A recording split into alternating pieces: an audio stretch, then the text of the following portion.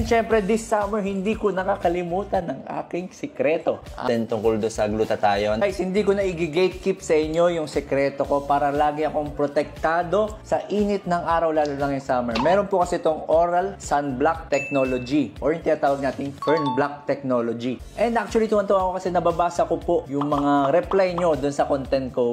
Binabasa ko po yung tuwan-tuwa ako kasi ang dami kong nabubudol.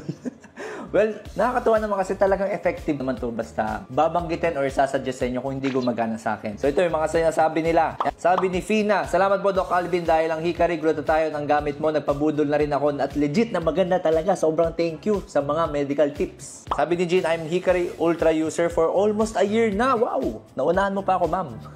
Maganda siya basta continue lang yan. Yes, ito po yung pinaka-importante. Dapat continuous yung pag-inom nyo. Nababawasan yung elasticity niya, nababawasan yung capability niya na mag-hold ng moisture. Antioxidant, pangontra sa mga oxidative stress sa toxin sa environment. Meron ditong vitamin C at zinc para sa immunity ko.